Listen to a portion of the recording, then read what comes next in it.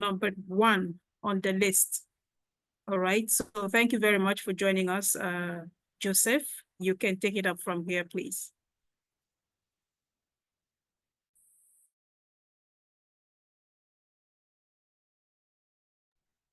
All right, thank you.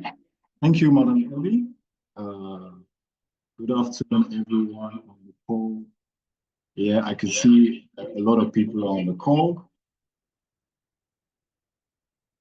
Yeah, so today, I really want to appreciate everyone on the call. First of all, I want to say let's appreciate Transformation College for this opportunity to actually have gain insights to a lot of industry, what's happening in the industry. Let's give Transformation College a round of applause. Everyone on the call. I don't know how we're going to do it, but I think we can do it in the chat. We need to appreciate Transformation College for this platform. Can we do that? And also, can we actually clap for ourselves? It's not easy to sit down the call like since 10 a.m. and a lot of people are out there. They left. They're not on the call. You are actually taking your Saturdays to get a lot of knowledge and information. I think that deserves a round of applause. Thanks everyone for being on the call. So not to take our time, today we want to get into OWASP top 10. We want to get into the practical side of things. We've been looking at OWASP. I'm sure they've laid the foundation as to what OWASP is all about, right? So can anyone, just from the chat, I don't know how you want to communicate. If you're going to put it on the chat, or you're going to write, or you want to speak, can you tell me what you understand by OWASP?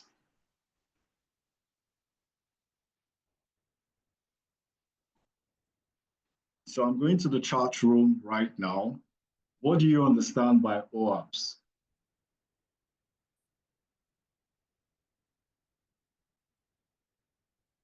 Anyone?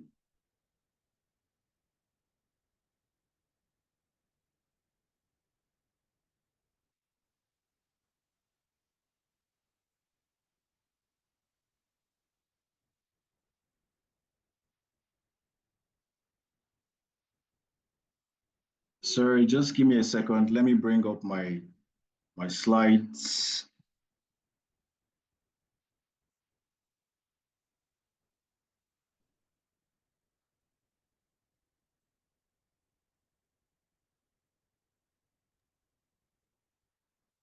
I think OWASP is an open web application security project, if I'm correct. Come again.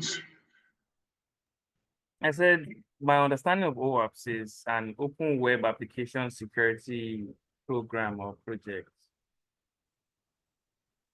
Open web. Are you certain, or you're just guessing? I'm certain. Okay, great. So what does it really speak to exactly? I mean, we've been talking about OWASP since last week, if I'm correct.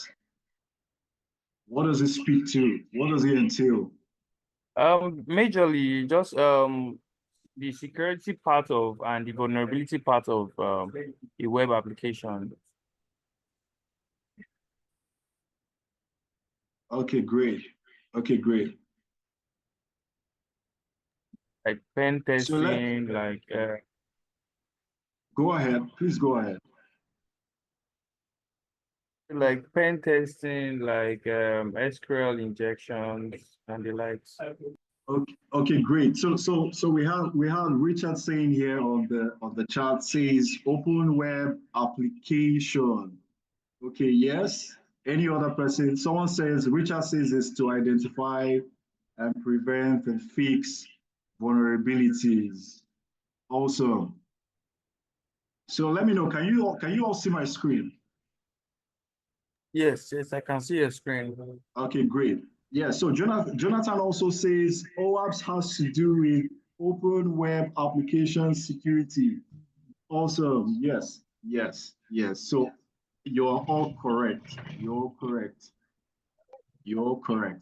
So OWASP is a framework. It's a kind of like a guideline, that tells us the kind of vulnerabilities that we want to, that may suffice when handling systems. And these are things we want to actually look into. I'm sure we had a brief introduction. My colleagues have actually drilled down into what OWASP is. And today, we're going to be looking, please, 1 second.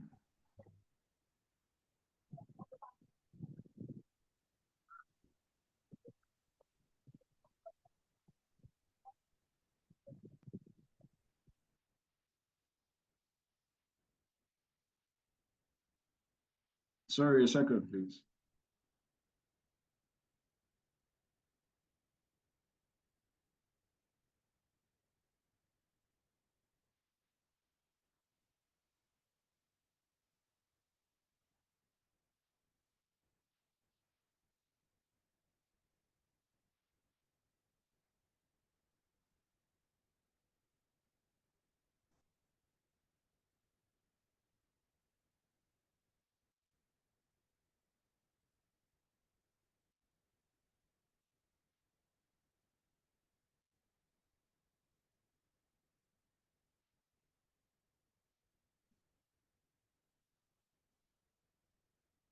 Hello. Okay, 1 second, 1 second. I'm with you guys. I just want to handle something briefly, and then I'll get to you. The second, guys.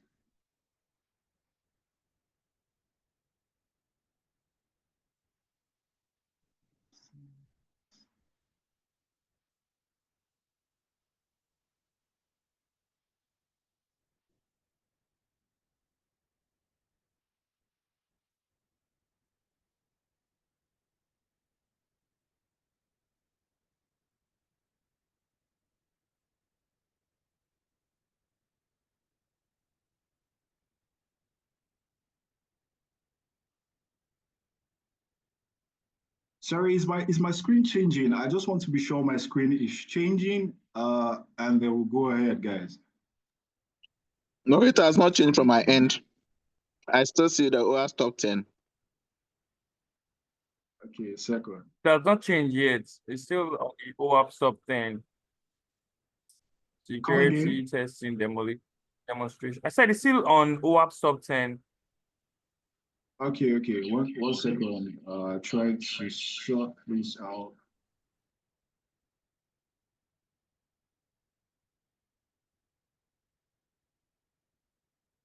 Okay, how about now? It should have changed now. Yes, that's changed to OWASP top 10. Broken access control, cryptography failures. Yeah, it has changed to the next slide. Okay, great. So looking at OWASP top 10, we're actually looking at broken access control. That's the first one. This is going to be our focus for today. And our objectives for today, we want to understand, of course, what access control is. Because before we speak about broken access control, we need to understand what access control is. And then we also want to learn to identify broken access control flaws using some kind of tool, which we'll get into during our time here. We also want to know how to test for broken access control issues. We want to apply techniques to enforce proper controls. So these are things that these are the objectives we want to achieve today. And for cybersecurity enthusiasts and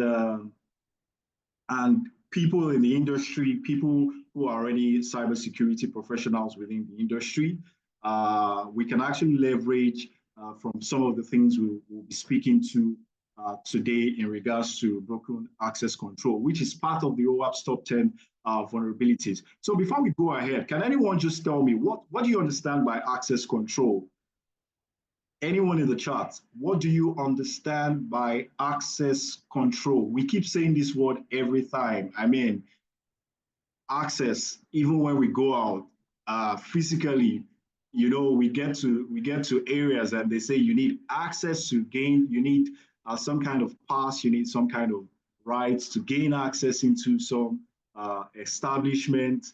I mean, just for instance, you're trying to go to the bank or you're trying to, you know, get into, let's say, Aso Rock, you need some kind of access. So what do you understand by access? Can anyone just tell us what you understand by access?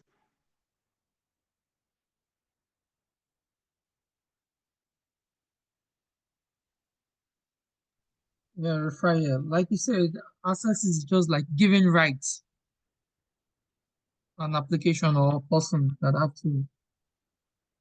Okay. Who's speaking? Raphael on the line, giving rights, as in giving rights, total control for the hub or Okay. person. Okay, great. So what is access control now?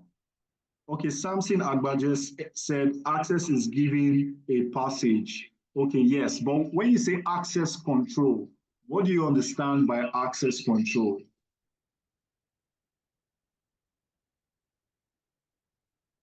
So you know now you say access is actually giving gaining rights into maybe a system or maybe into an establishment. Okay, Temi says controlling who gets the rights. Temi, that's absolutely correct. Anyone? Anyone else? Anyone else?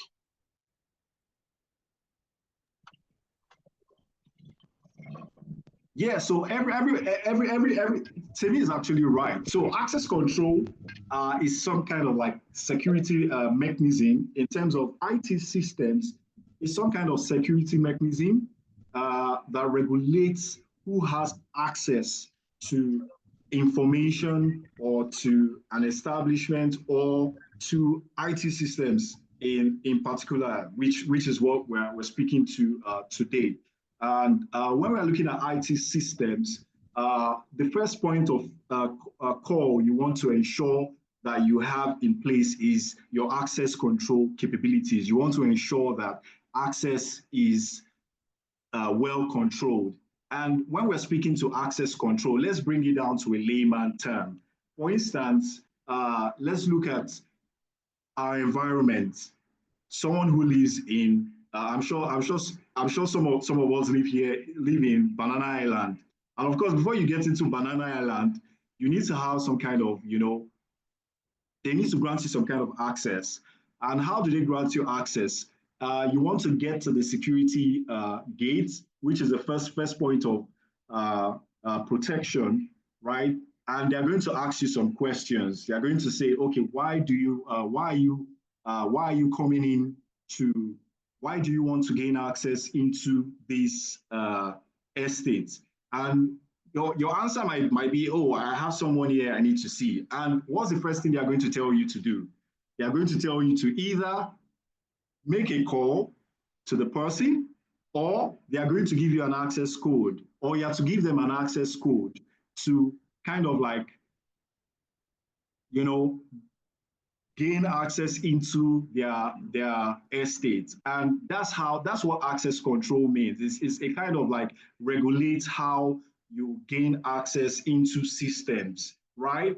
So looking at the diagram we have on this page, we can see here client server request. So access is between two people. In this case here, in IT systems, we're looking at a client and a server, right? And for access, we're looking at access between, so that's given the scenario of Banana Island, it's a case between you and the estate. So there's that communication. So what's the distinct thing between these two things? Is communication. And of course, when you're communicating, you want to communicate securely. And that's why Banana Island would definitely ask you for maybe like some kind of access code that they need you to, you know, authenticate with to say, okay, you have this code so you can gain access into the estate. And it's the same thing with IT systems. It's very practical with IT systems, right? So you can have a client and a server relationship.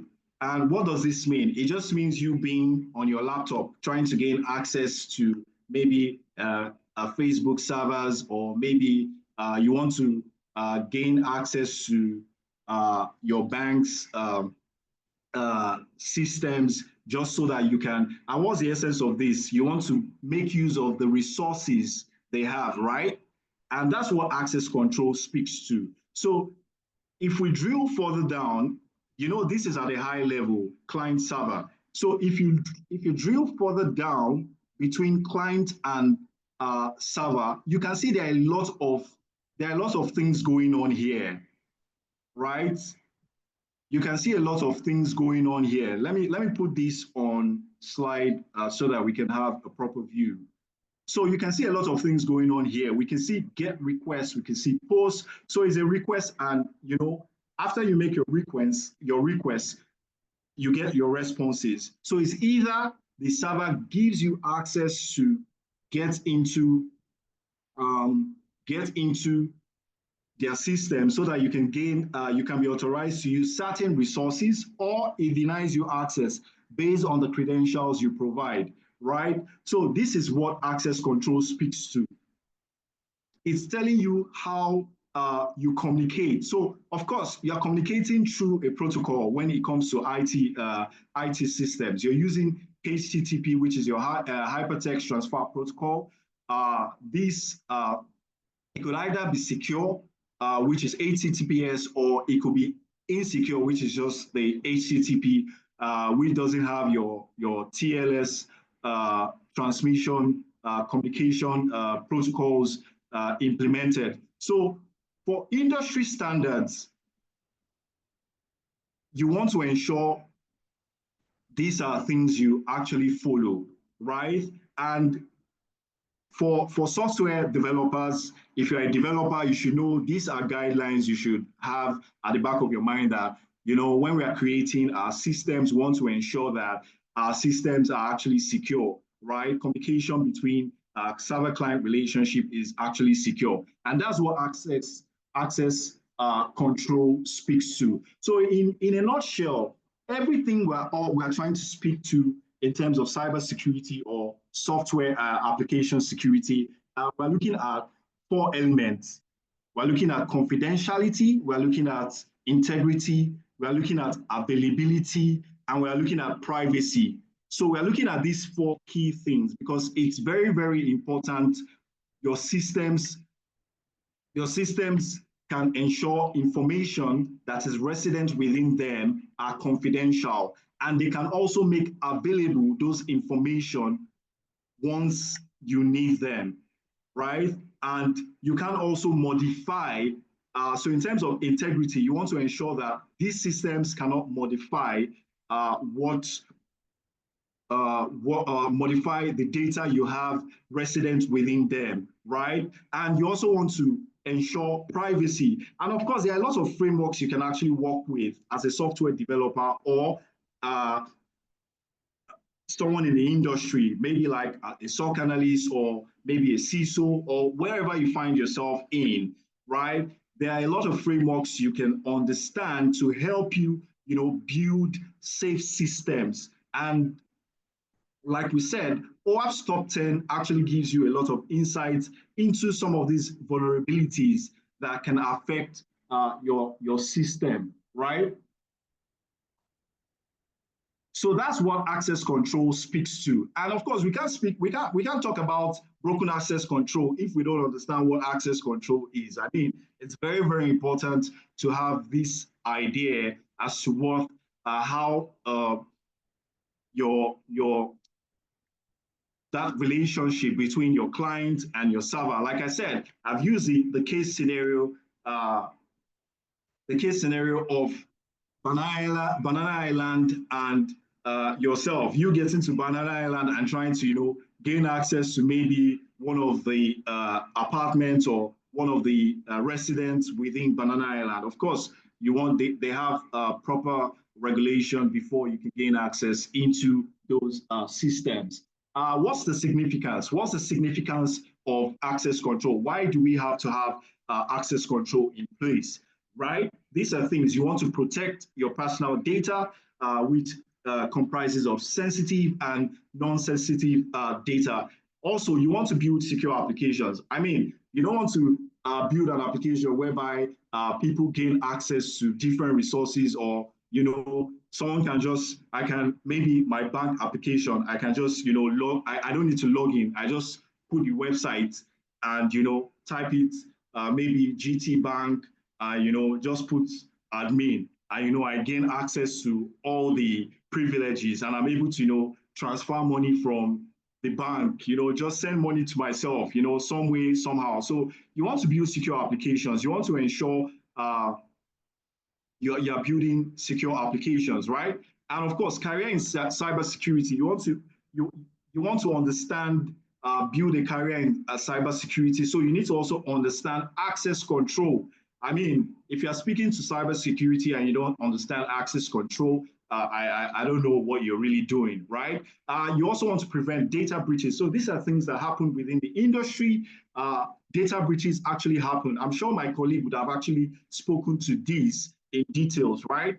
And you also want to maintain trust with your clients and stakeholders. Your clients want to be like someone who is an aspiring developer. You want to ensure, like, my clients, whatever I'm giving, whatever application I'm rendering to my clients or the stakeholders, it's actually secure, right? Even in as much as I want every functionality within that application to be top notch, right? You want to ensure that, we're factoring in security parameters into our source code to ensure that these applications run perfectly, appropriately, according to security requirements. You also want to comply with regulatory bodies, because it's a global world, and data moves in. You have a lot of malicious actors, and of course, regulatory bodies are there to help guide how your systems interact. They are there to make sure they are the kind of like the police. They are the check to say, our systems are actually your systems, to check if your systems are actually working according to security and best practices, right? And of course, we can't talk about access control without speaking to our people. People, and this is something we tend to see a lot. We tend to see that we don't have enough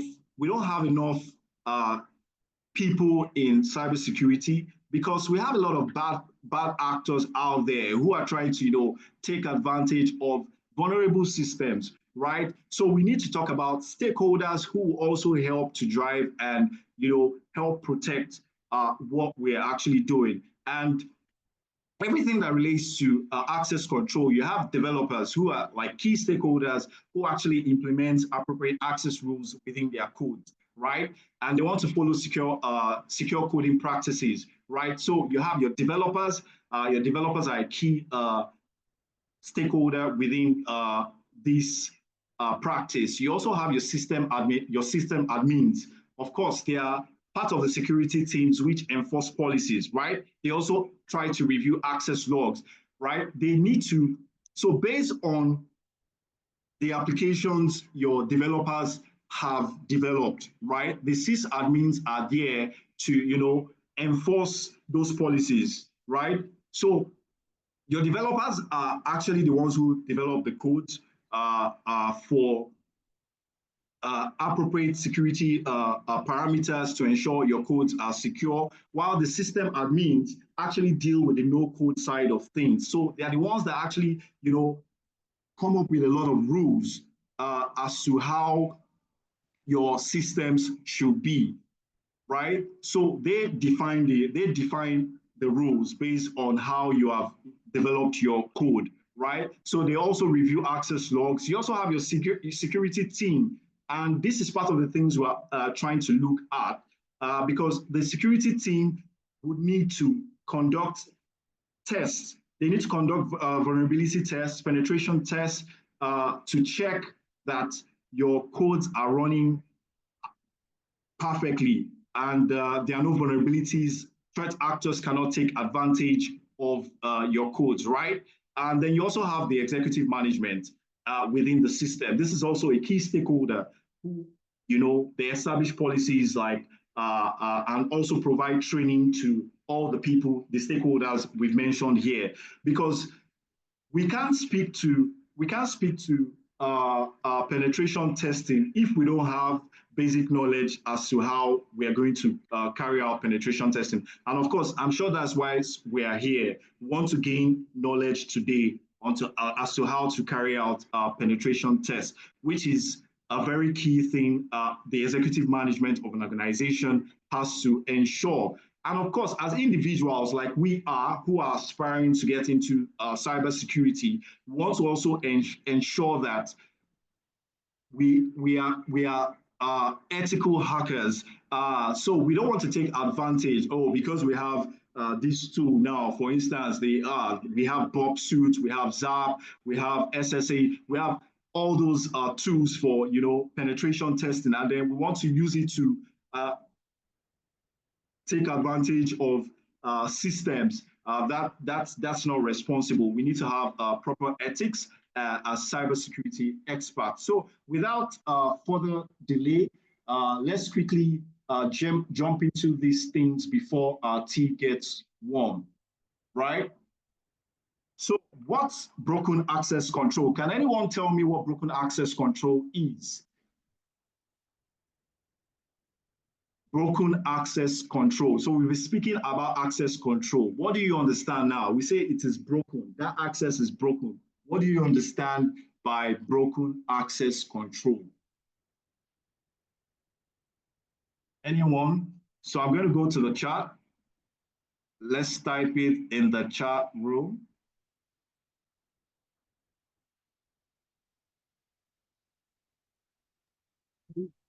Sorry, can you repeat that again, please? I didn't get that clearly.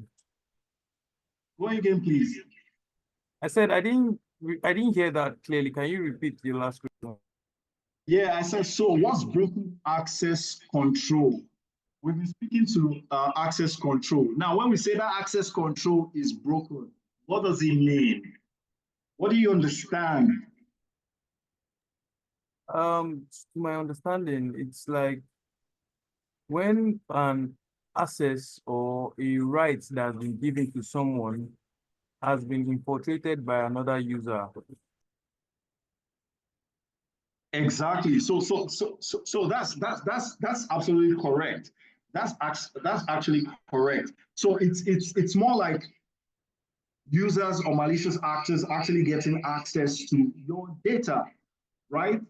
Or when IT systems actually fail to restrict users to their authorized actions and data. So just bringing it back to Banana Island. So just imagine now you get to the estate gate of Banana Island and the security guards, who are probably like the authentication server now in this case, say what is the code? What is the code you are supposed to use to gain access into this environment? And then you just call up one code, maybe like 65287, and the security guard, who is not really, paying attention, just says, "Oh, come in," without, properly checking if that code was right. So that's like a broken access control. So that's what it means. So that's what Samson says. Samson says broken access control is a security vulnerability that occurs when users can access resources or perform actions they are not authorized for. Exactly. So you're gaining access to resources, you're gaining access to data, and this could be vertically or this could be horizontally. So it could be vertically in the sense that you're gaining access to a lot of privileges which you are not supposed to have access to. right? So maybe you're not supposed to have access to make modifications to data, and you have access to modifications to data. That's a vulnerability already, right? Or if you're having access horizontally across, just imagine me having access to your banking portal, right? And I can see all of your data. I can see your bank statement. That has, of course, that has already broken the privacy law. So why you gaining access to my portal? So that should not happen, right? So if that happens, that's a broken access control. So from this illustration here, we can see it says hackers don't break systems, rather they just find where systems are already broken, right? So that's what hackers look out for. And in today's world, with the kind of data that is circulating in the world, we want to ensure that we want to enforce proper access controls to prevent the bad actors from gaining access to our systems. And how can we do that? We need to ensure right from our development stage where we have our codes being implemented, our codes being developed. You want to ensure that you have appropriate security parameters actually, within your codes, right? So from this diagram, we can see here a user trying to access resources from a server. And look at what it says. It says, give me the information for user 883. Okay, the server just says, here you go, without having to check. If we come back here and look at the request that has been made here, see all the things the server has gone to do. Like it has done a lot of things. And this happens within seconds, it happens within minutes, right? It does all these things and gives you a response back. So just imagine I'm going to log in into I have I'm on a website and I'm trying to log in, maybe Facebook, right? I put in my credentials. It's going to do all of these things, right? It's going to do these things before it sends a response back, and to validate my credentials, to say, okay, your credentials are, are all right, and then you can access, you're authorized to access this particular resource. So it doesn't give you access to all of the resources, right? So that's what we're speaking to. So broken access control now walks around these things, and is able to get privileged access or gain access to a lot of resources, right? So this is what broken access control speaks to.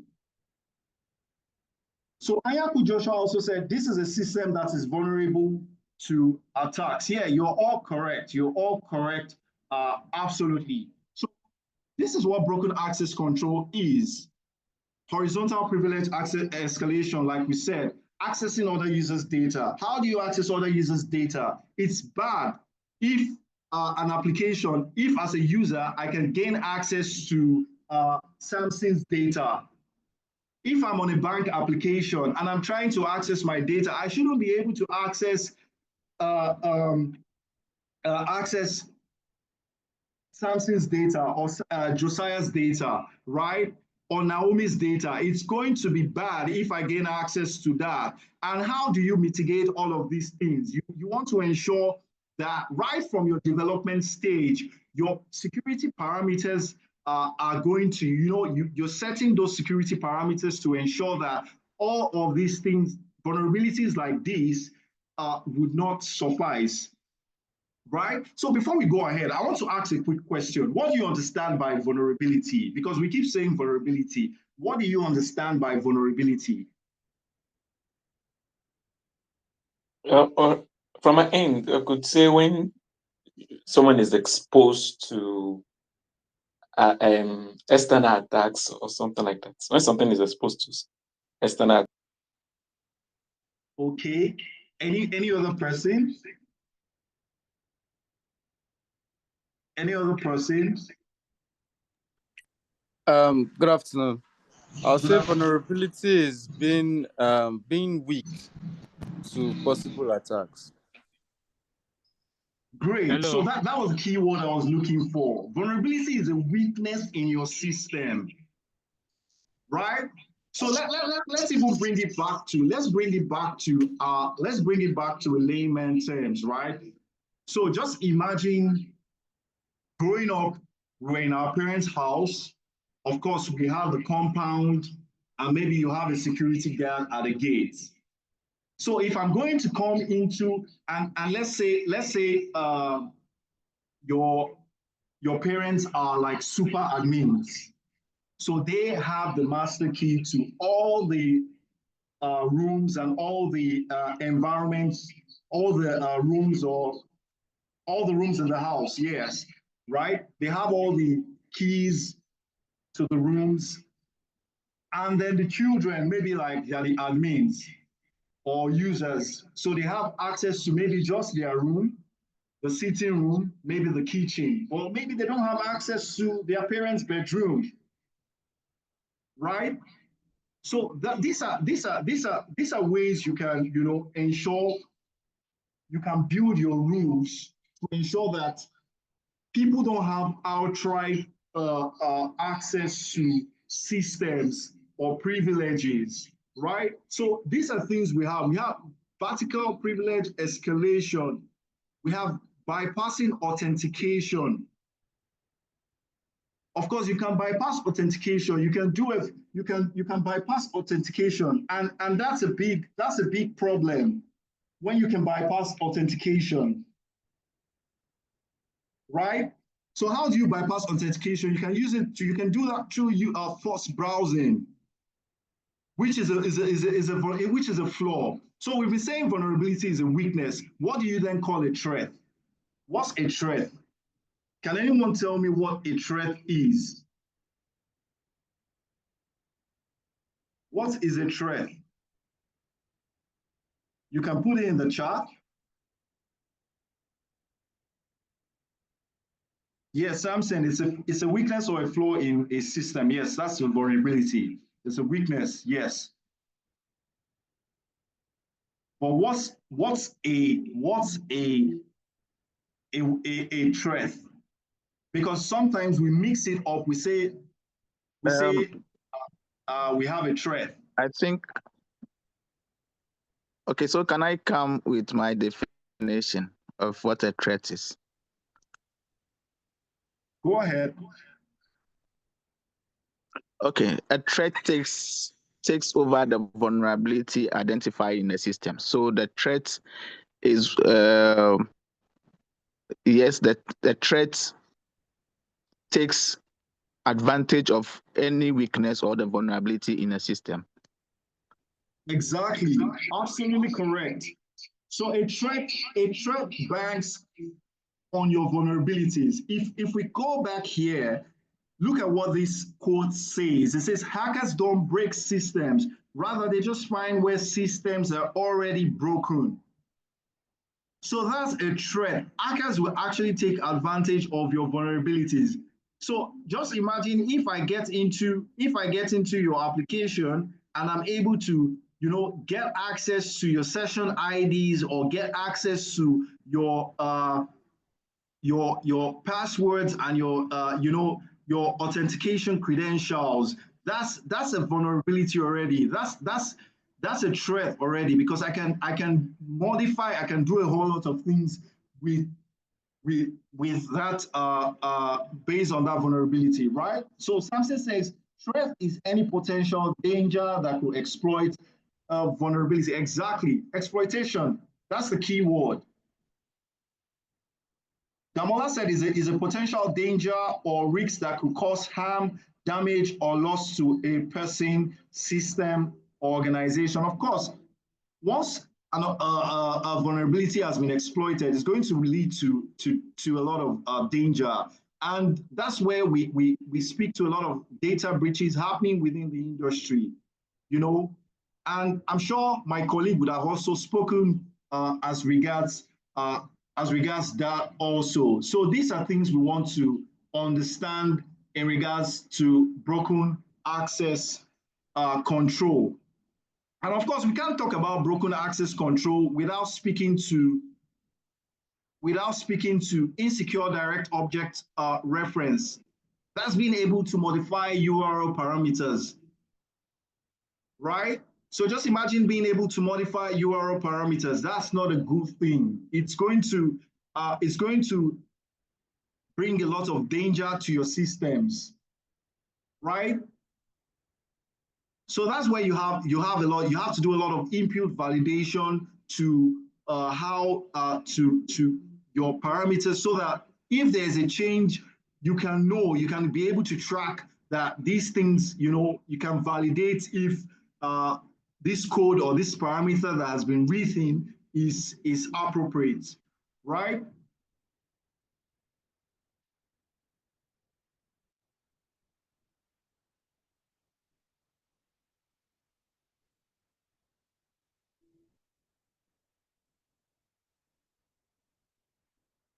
Okay, so looking at a lot of access control best practice. Of course, when you have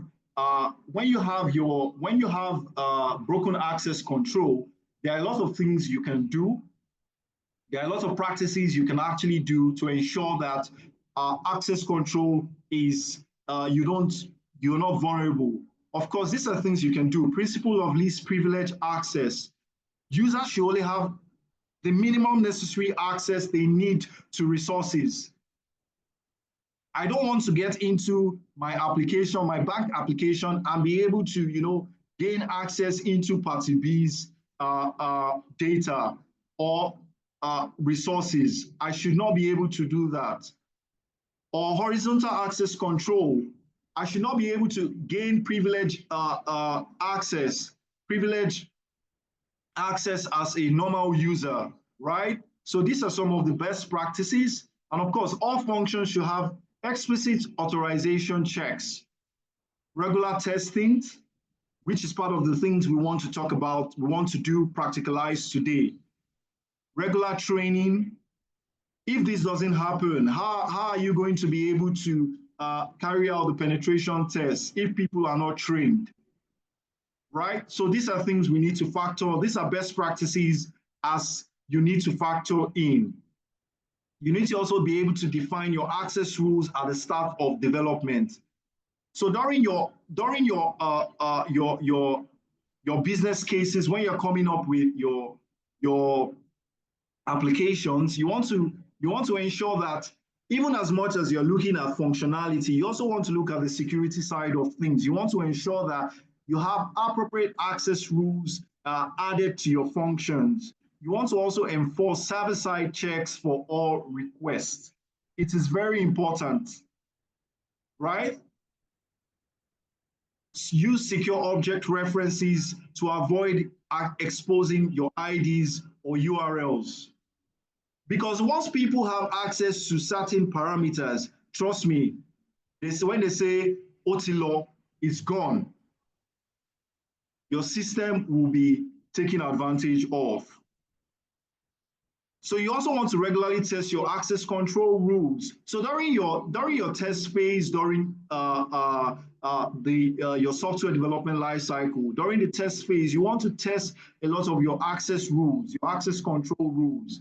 This is very, very important, right? So without wasting time, let's just jump into what Bob Suite is all about. I want to believe everyone on the call has installed Bob Suite. Have you installed Bob Suite? So can I see your hands if you've installed Bob Suite or Zap? Just put a yes in the chat or put a no in the chat if you haven't.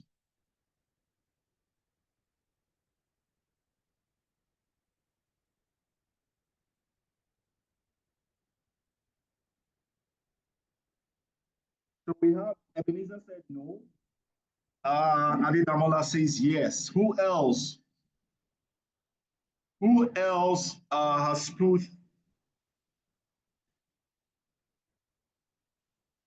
Good Tidings. Okay, thank you. Good Tidings says no. Why? Why haven't you guys installed it? Why? Anastasia. Josiah. I mean, Who else hasn't installed the Bob suits? Who hasn't installed it?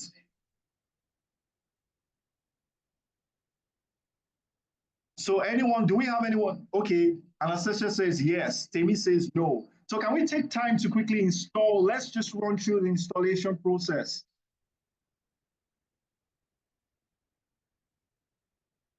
So that's the expectation, because that's what we want to use for the practical side of things. So let's quickly, I'm going to put the, 1 second, guys.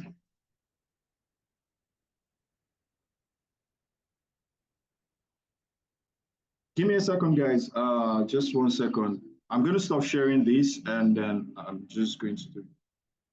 Give me a second, guys.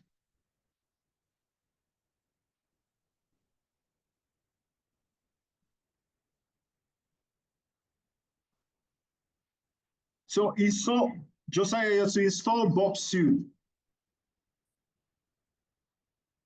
Of course, we can only install the community version, except you want to pay for the professional version.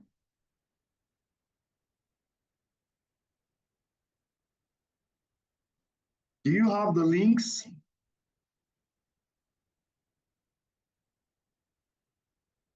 Yes, I'm actually uploading the links to the Bob suit and Zap proxy right now. Okay, great. Thank you, Damola. Please let's download Bob suit. Let's download it quickly, so that we can move on. We don't really have much time. You've been on the call for a long time. We need to go and do other things. It's so that we don't take the whole of our Saturday. All right, permit me to come in here, Joseph. Okay, so I just want to encourage everyone on the call, right? When we share the training materials and the links, right?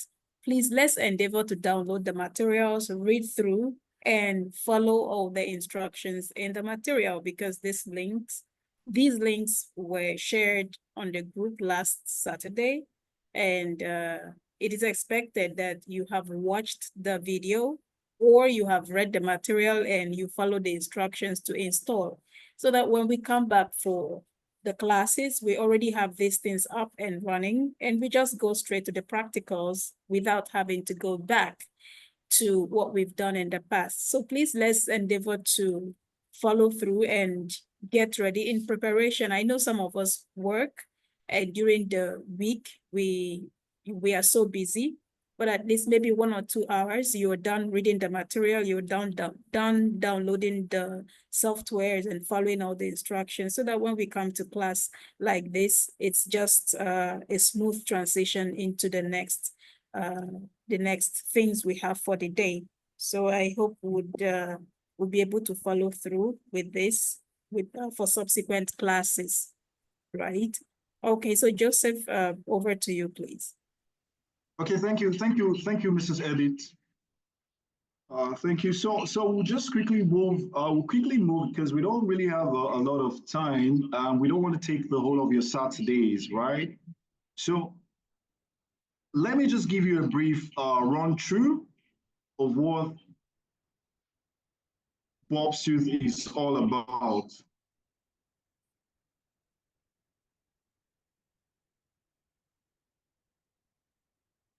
Can you see my screen? Yes, I can see your screen. Okay, great.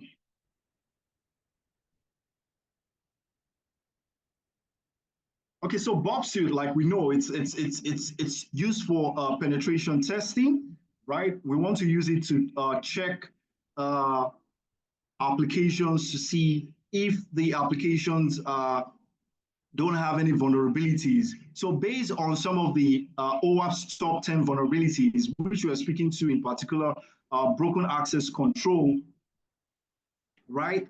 That's what Bob Suit, that's where Bob Suit comes in.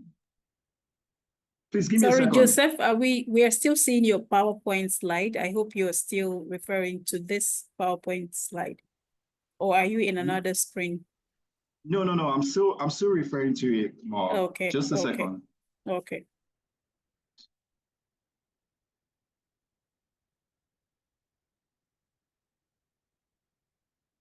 Give me a second, guys.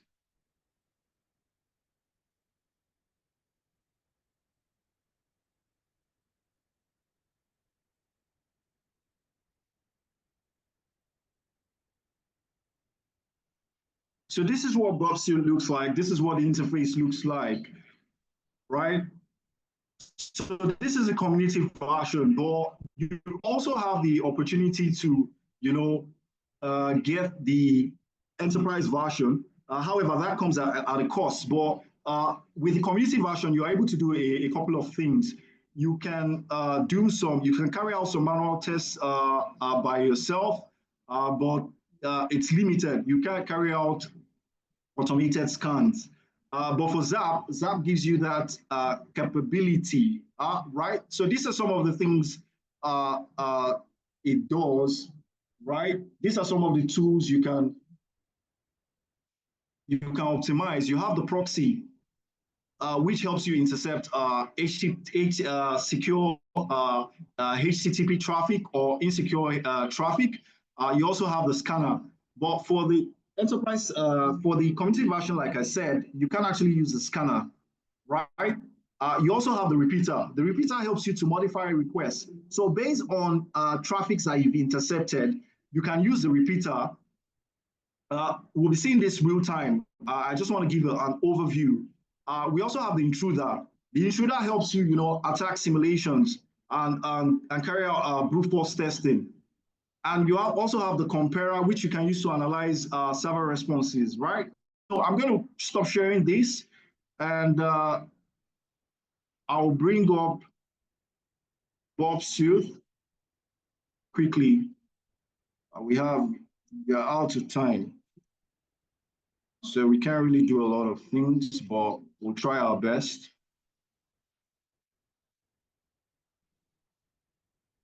So let me know when you can see my screen.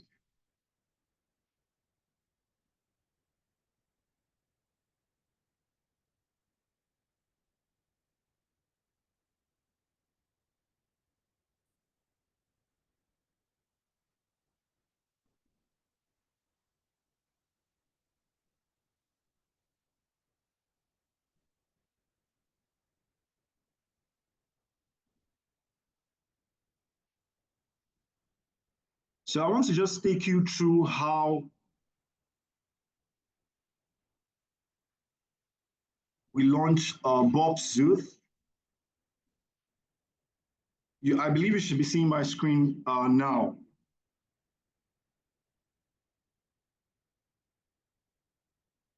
Hello, guys. Hello, yes, we can see your So I screen. believe you Bobsuit. should be seeing my screen now. Yes. Okay, great. So this is what Bobsuit looks like, right? This is a community edition, and this is what we'll be using to carry out some tests, some kind of tests. So what I'm going to do here is anyone on the Bobsuit application? Do we have anyone on Bobsuit? Just now. Afternoon, sir. Good afternoon. Do we have anyone on Bobsuit? Afternoon, sir.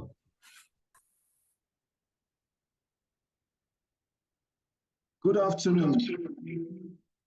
Okay, so I don't want to take much time, but quickly, this is what Bobsuit looks like. So we're going to launch a temporary project, right? So we're going to launch a temporary project. As you can see, I'm starting up Bobsuit. It's coming up shortly.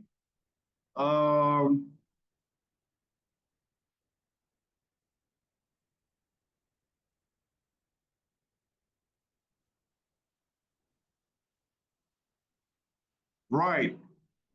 So this is Bobsuit.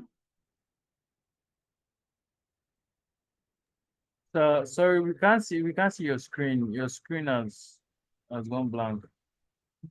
Just 1 second, I'm going to bring it up again.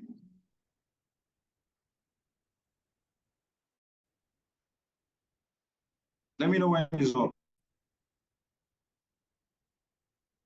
Yes, you're yes, I can see now. So please, can you kindly go back because I don't know how you got to this page.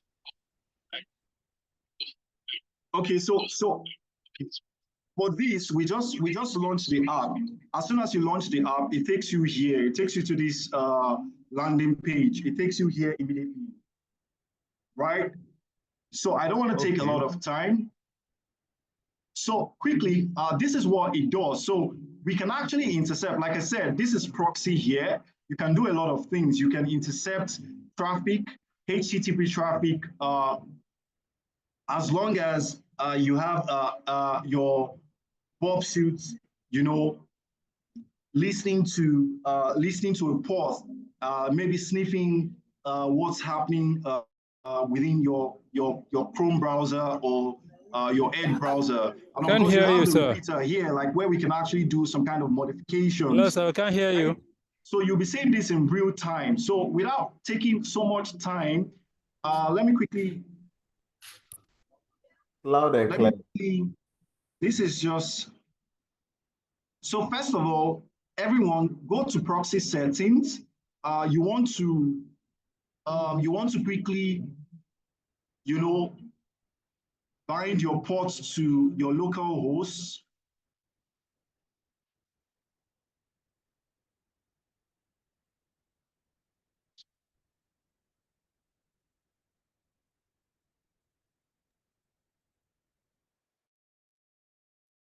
Your screen is not moving. If you're trying to show us something, it's not moving at all.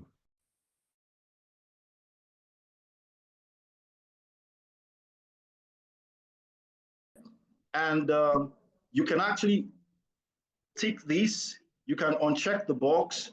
But in this case, we want to bind to our local host. So that's what you do. We're going to bind this to the local host, default host. So you also want to come to your Chrome browser, right? We can also come to our Chrome browser here. So everyone, just go to your Chrome browser, whoever is on Bob Suit now, and then let's go to settings. So we want to configure our proxy settings here.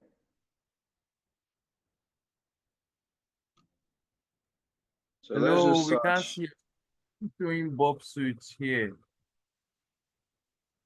Hello? Joseph, we are still seeing your Bob suit. We're not seeing your browser. Okay, let me share my browser now. 1 second, guys. I'm trying to share that view. Okay. I think it's up right now.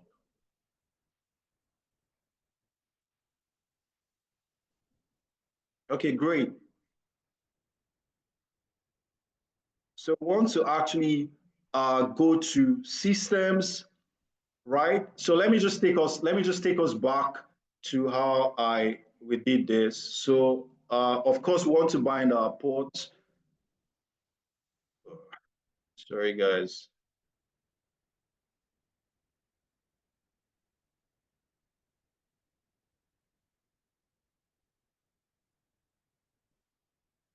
So this is it. We're coming to settings here. We're going to come here. Of course, you're going to scroll down and get to settings.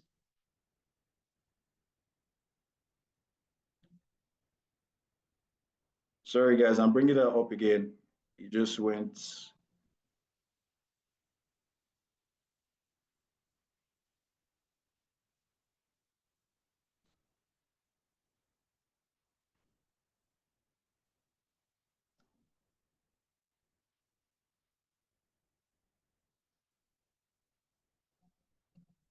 Sorry, guys.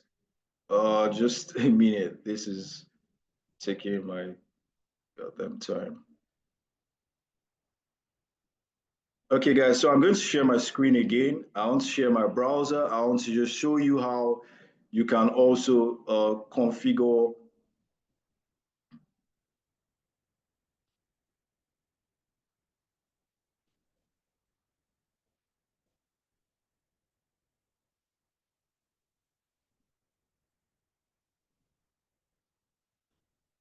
Please, 1 second. I think my screen went blank. I'm just trying to bring it up again.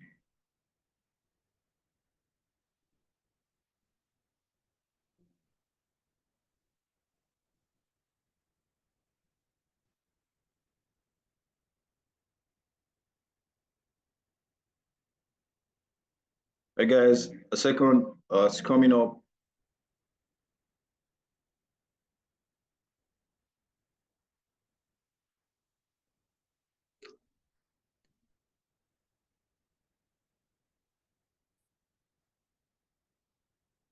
Wow, it's taking time. All right, guys, so it's coming up now.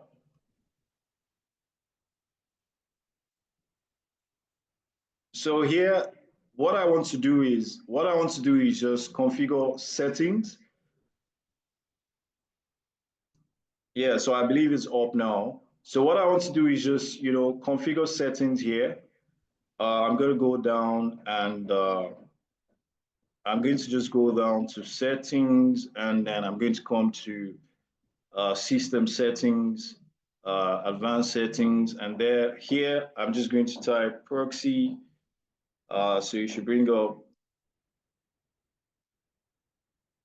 so open your computer proxy settings. You can,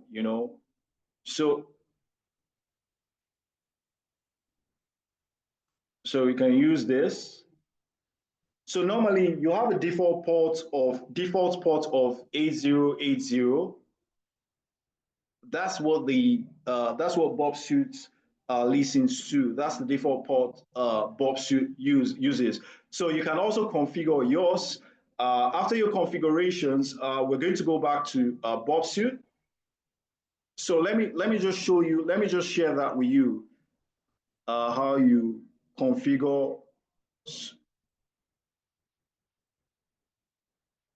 So it brings you automatically here, right? So you're able to, use a proxy server. You can, put in the port here, which is the default listening port for Bob Suit, and then you can intercept whatever traffic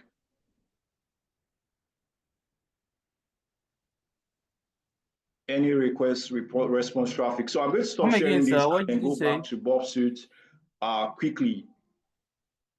So we already have our settings. This has been, I'm going to share Bob Suit now so that we can see this real time.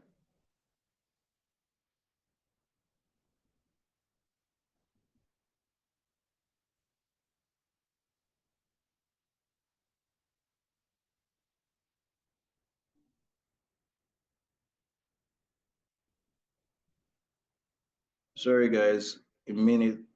Okay, here you go. It's coming up. Okay, so we have Bob Suit now, right? So this is Bob Suit. So we're going to simply do something. This is what we're going to do. I'm going to open. So we're going to play with some local web. So let's just work with something here.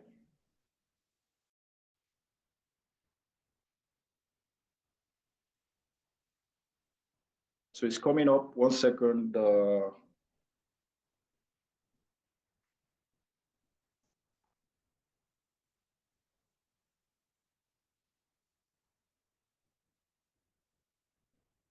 Sorry, my connection is pretty shitty, but it's coming up. I'm trying to open something so that we can work with.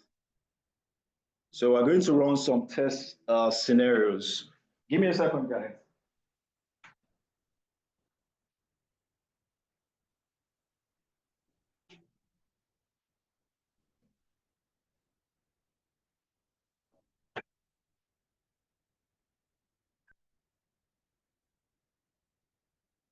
So guys, our objective today, of course, before you get into penetration testing, you want to know what are your objectives.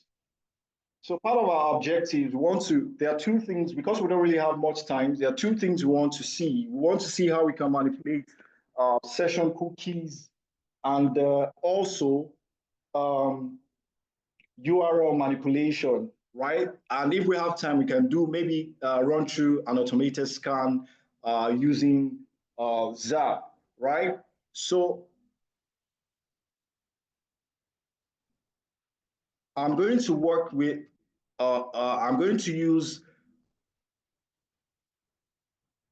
a website here. It's going to come up now.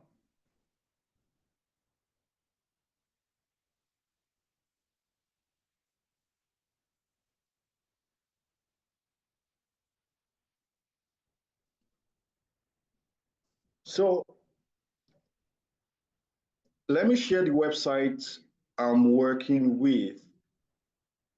I need to do this. I need to, because I need to. I don't know how I'm going to split my screen to share everything at once. But let me just share what I did. Right. So we have this.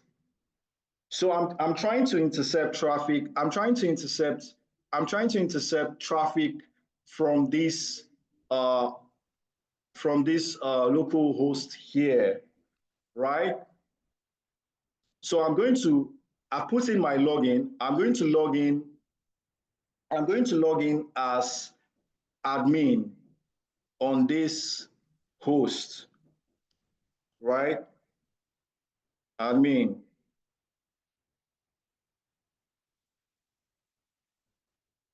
And of course, as admin, I should have admin privileges. So this is all we've been talking about in the just back like a couple of minutes back. And let me log in.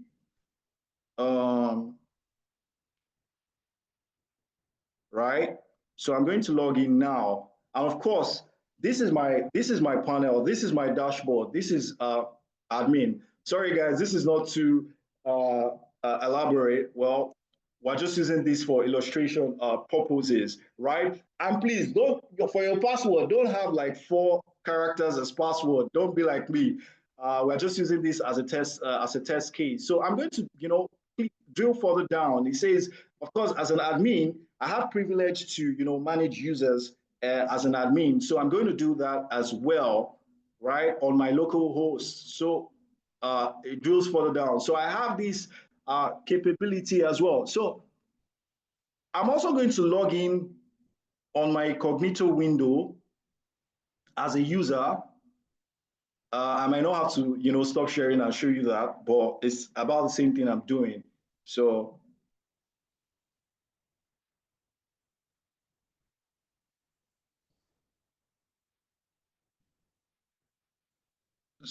I'm going to log in as a user here.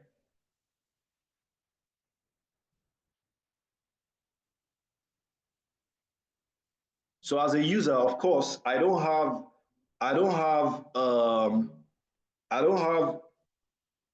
admin privileges.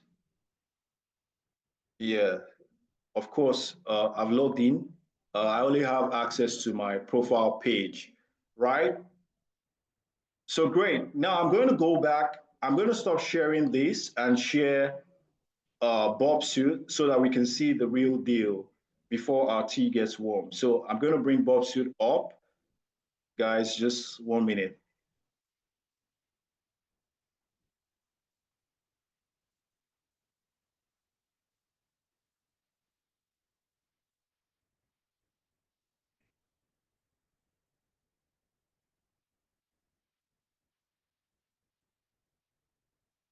All the gurus on the call, do you think don't you think we should have a way of like using sharing multiple screens instead of this back and forth? I believe like there should be a work around this.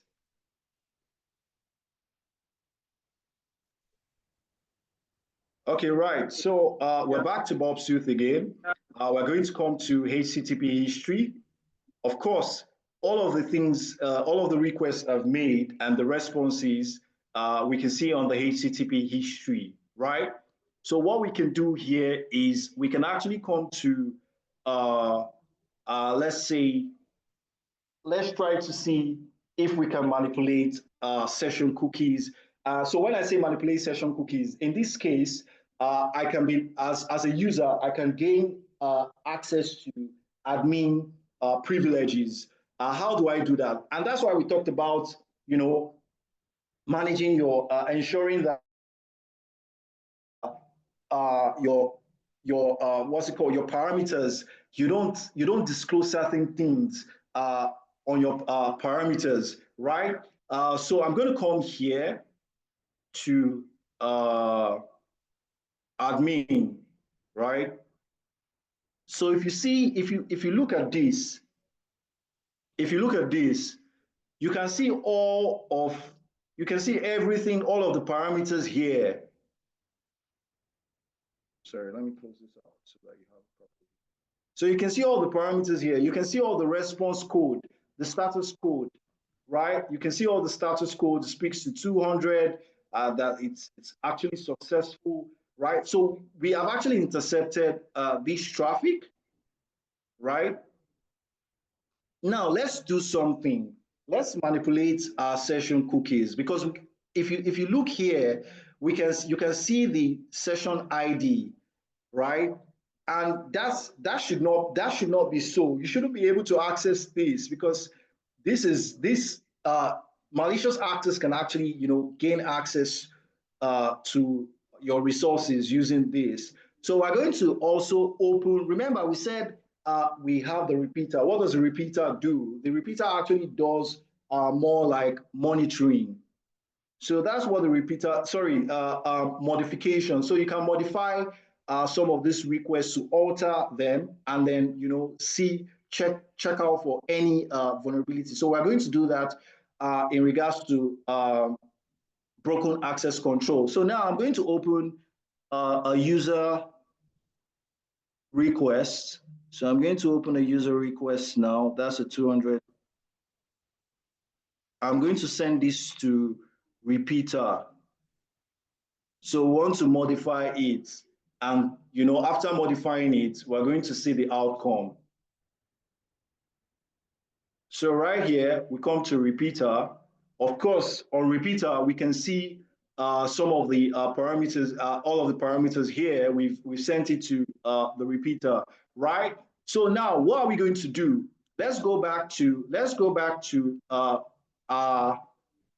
admin. Let's take the session cookie for the admin. Let's steal that. That's what the bad actors are going to do. They are going to steal that thing, steal that session ID, and then probably replace this. So you can actually replace it. And let's see, we're going to send now to see if we're going to if we're going to actually get access to admin's sessions, right? Or if it's going to redirect us back to revalidate, maybe because we are not we don't have admin rights. So let's send this. So what do you see? It comes back. If you notice, it comes back as okay. It has given us a 200 okay code response, right? Which means that a user can actually gain there's a broken access vulnerability existing within this application, right? So if we render it here, you see user profile. You can actually go to admin panel. Normally, I should not gain access to an admin panel. So that's a vulnerability already, right? So you can also manipulate it further, maybe to say, let's change this profile here to change, maybe to gain access to manage settings. Manage settings and send. Okay, so we don't have that. Okay, let's change it to admin. And trust me, this is what hackers are going to be doing. They are going to keep, and Bomb Suit is a very powerful tool because if you have the paid version, there's every possibility you can, run automated scans. You don't really need to go through all these uh, um, bottlenecks, right? So we're going to send this, and of course, you're gaining access to your admin privileges, which already shows that there's a broken access control vulnerability existing within your application, right? So these are key things. These are some of the things we've been speaking to in regards to broken access control, right? So I don't want to take a lot of our time. We've been speaking. Do we have any questions? Do we have any questions? Do we have any take homes? Let's hear your thoughts. Everyone on the call, you can drop it in the chat or you can ask directly, please.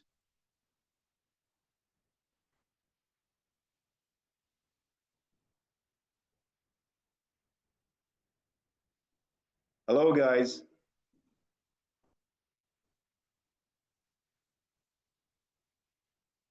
So any questions before we call it a day? So we're speaking to broken access control. Yeah, so someone is asking which I'm not sure I saw that. Let me check my chart again. Okay, which is more advisable to download? So Zap actually has gives you the possibility to automate your scan, right? So you can scan directly. So if I take you to Zap, let me just bring this down. Let me take you to Zap. Let me launch Zap quickly so that you can see what I'm talking about. So Zap also has a beautiful, has some beautiful tools you can optimize, right? But Bob Suit gives you a lot more, capabilities. You can do a lot of things with Bob Suit, especially if you're using the professional version, right? So Bob Suit is actually a hands-on tool for a lot of hackers, right? But like I said, as cybersecurity professionals, you want to work as an ethical hacker. You don't want to take advantage of systems, right? So someone also said, can we use Kali Linux to achieve? Of course, you can. Can. In fact, Kali Linux will actually give you all of these applications. You'll get access to Bob Suite and all of those things. So yes, I think you can. Yeah, so I'm going to try and bring up Zap now so we can try to use Zap. Let me do that quickly. Let me share my screen quickly with you guys and we can go ahead before we call it a day.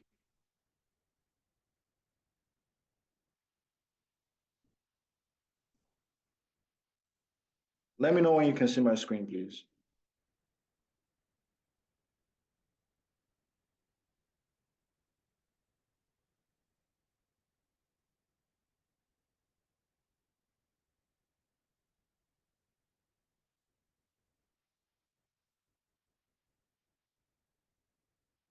Okay, I believe my screen is up.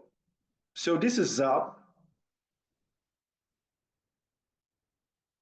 So this is okay, yes, I want to persist this session, but I want to specify the name and location. Okay, so I'm going to save this quickly as OAS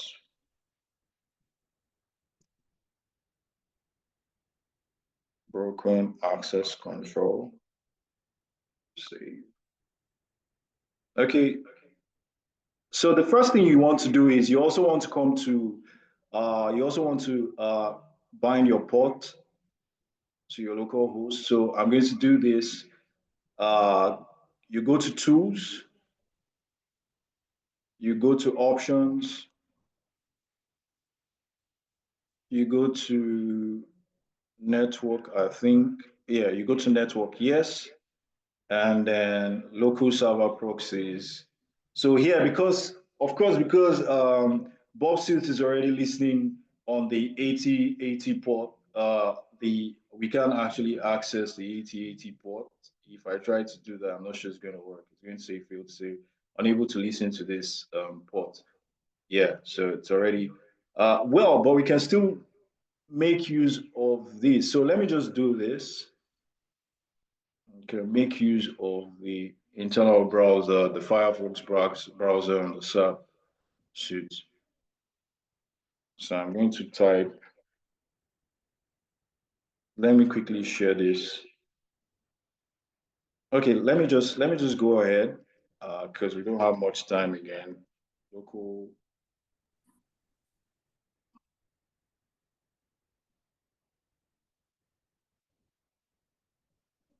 Sorry guys, one moment.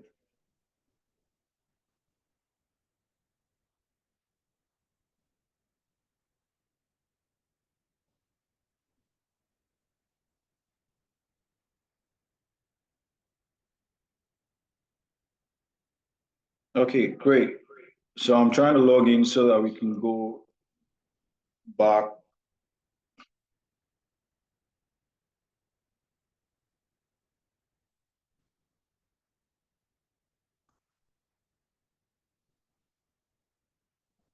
Sorry guys, a moment. I'm going to bring up, run the automated scan for us to see briefly.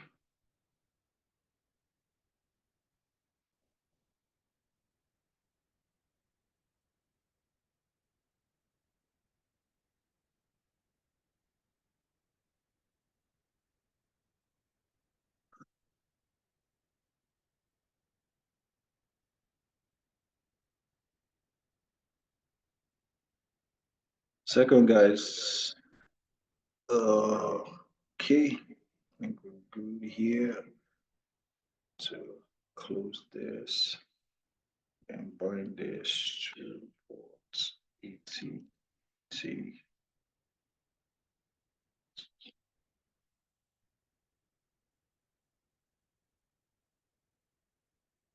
Okay, guys. I was trying to, let me intercept this traffic quickly, and then we'll perform an attack.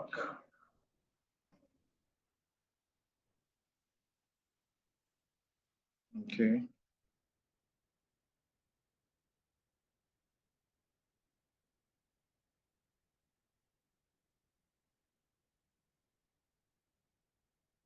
Okay, right. If we can see my screen, this has intercepted some request response protocol, right? So we can actually run an automated scan.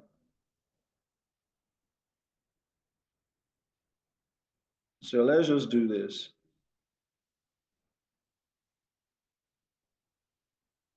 So let me do this. And then there's attack.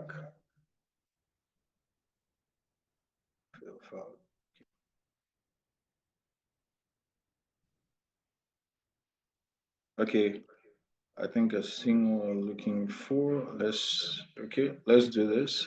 Let's repeat this. So as you can see, it's trying to send an attack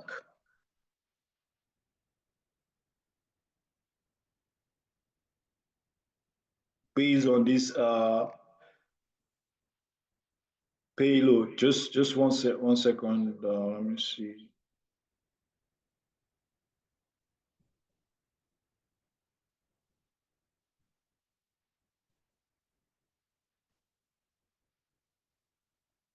Yeah, right. So you can see it's actively scanning.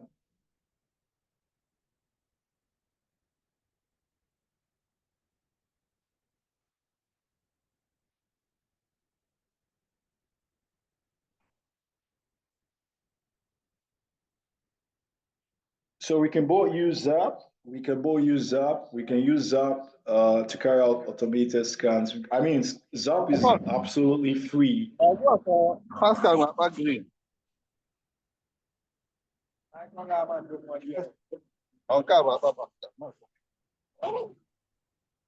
Okay, so you're still scanning.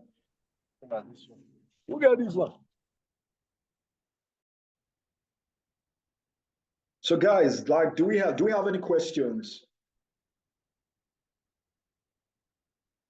Any questions? So what are your take homes?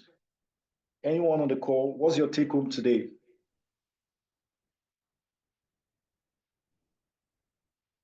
We've been speaking about broken access control. We've also been looking at practical ways we can, check for vulnerabilities within our systems.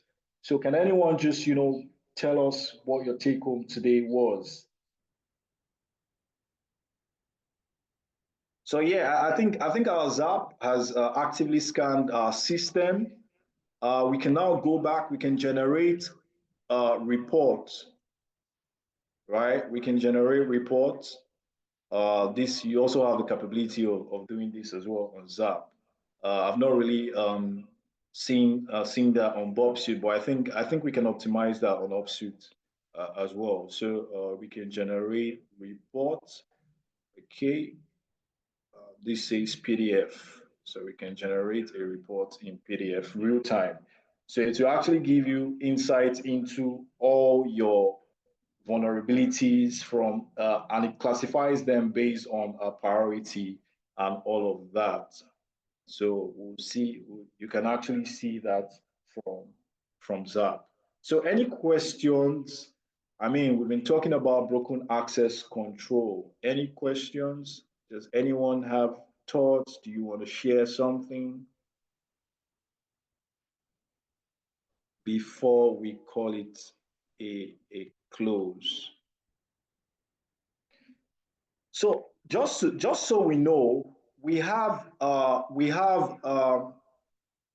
BobSuit has an academy, kind of like labs where you can actually, learn a whole lot in terms of OWASP's top 10 vulnerabilities.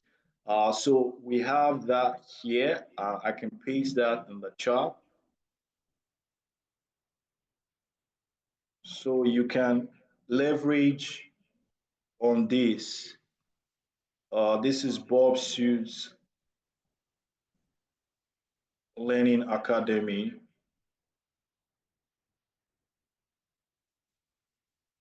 So you can, practice these things by yourself. You can do these things real time yourself. So this is another way to optimize your expertise on these penetration testing tools. So any questions before we call it a close?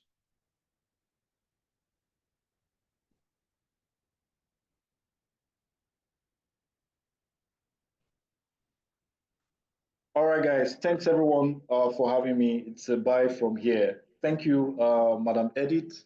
Thanks for the opportunity to jump on the call. All right, thank you very much, Joseph.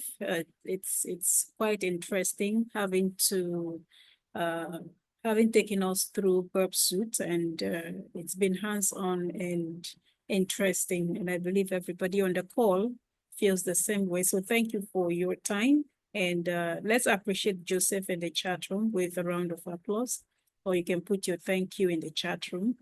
Thank you very much, Joseph. Yeah, thank you very much, and do have a wonderful weekend ahead. And to every other person on the call, I believe you have learned a lot today. We'll be sharing the training materials on our Telegram group. Okay, so if you have not migrated to Telegram, please do so. Damola, please do well to share the Telegram group once more. So migrate to Telegram. We'll be sharing the training materials and other materials and updates in the Telegram group. And when we do so, please download the materials, read, follow the guides. And when we share the link, do well to watch again and relearn in case you have missed out on any part of today's training due to the network glitches that we've experienced today, right? And yeah, when we share assignments in on the community, please do well to take the assignments and follow the guides as well. Right, so we've come to the end of today's class, and it's been wonderful having your engagements and all in class. So thank you very much to everyone. We've come to the end of today's class. Thank you very much. Do have a wonderful, wonderful weekend ahead. Okay, Fatoki Michael says he's not on the Telegram group. Damola, can you share the Telegram group link again in the chat room so he can click in? I'm on it. I'm sharing it. Okay, good. And yeah, so we see everybody again in class next Saturday. We will continue from where we stopped on data structure and algorithm, and we'll be concluding the class next week, Saturday. So we see you again in class. Let's all try to be early to class so we can always start on time and be able to end on time as well. All right, so thank you very much, everyone. Have yourself a great and fun-filled weekend. See you again next week, Saturday.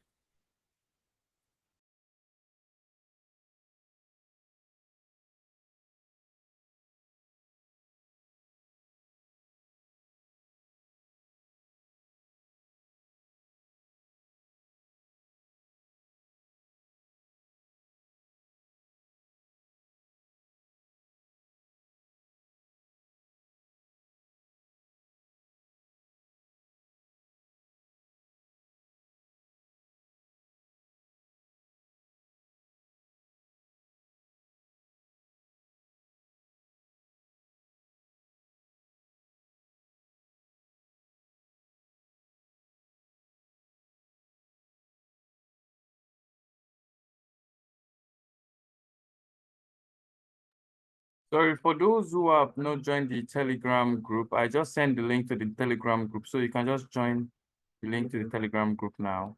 Thank you very much and have a wonderful Saturday.